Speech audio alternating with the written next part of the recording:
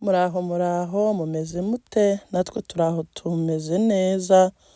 Guys, ngarutse aka kanya mbazana inkuru y'incamugongo, inkuru mbi, inkuru itoroshye kwakira ku muryango w'uyu mugabo yitwa Dieudonné Rusagara, yaratuye muri Texas, Dallas.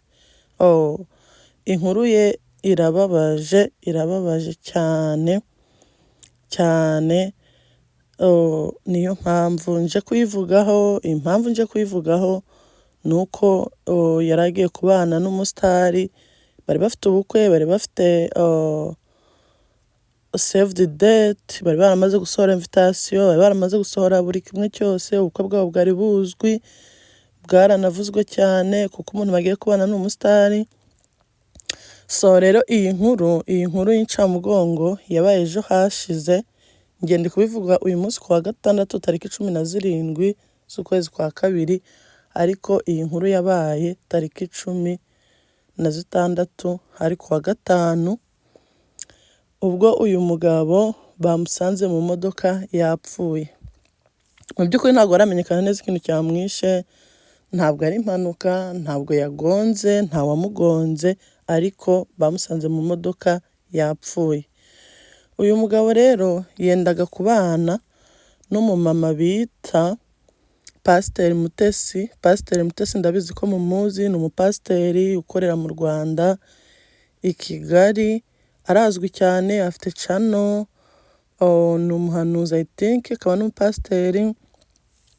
Inkuru ze ziri ahantu henshi ku ma YouTube channel yose. Ushaka kumenya byinshi kuri iyi nkuru wasacinga ngo Pasiteri Mutesi, Pastor Mutesi, wabibona aho yatangaje ubukwe bwe, wabona aho yavuze inkuru ze z'ubuzima bwe bwose, wabona nyine like buri kamwe ku bintu byerekeranye n'iyi nkuru cyane. So njyewe rero impamvu nyivuzeho nuko uyu Pastor Mutesi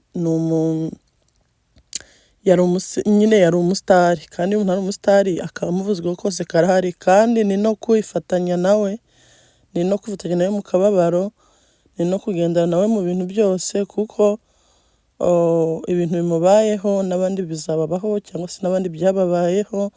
Iyi nkuru irababaje, kandi iyi nkuru ni iy'incamugongo ukurikije ko bari bafite ubukwe vuba cyane. None Imana imukunze kumurusha, ariko ni inkuru y'agahinda. Rero mfite nka message zingahe Pastor Mutesi ubwe yitangarije cyangwa yerekanye ku bintu baheruka kuvugana. Ku munsi w'abakundana, Rusagara yandikiye umugore we, aramwandikira ngo umunsi mwiza w'abakundanye, umugore mwiza, mu by'ukuri uri uw'agaciro kandi uri impano Imana yampaye, uri mwiza ndetse ukwiye ibyiza, ndagukunda bihebuje. Ahita yandikaho hasi, yandika ngo from Rusagara to Mutesi. Iyi message mbasomeye cyangwa se urupapuro mbasomeye rwanditswe na Rusagara, rwanditswe n'uwo mugabo yitwaga Dieudonné Rusagara. Rero iyi nkuru irababaje. Nyine urumva ko ibintu yamwandikiye nibyo kuri Saint Valentin, gift yamwohereje zagiye zigaragara, nyine bazerekanye. Urumva ni danje, inkuru irababaje. So rero Rusagara na Mutesi bongeye kwandikirana, cyangwa se ahubwo hari umuntu wanditse akoresheje nimero ya Rusagara, arandika ngo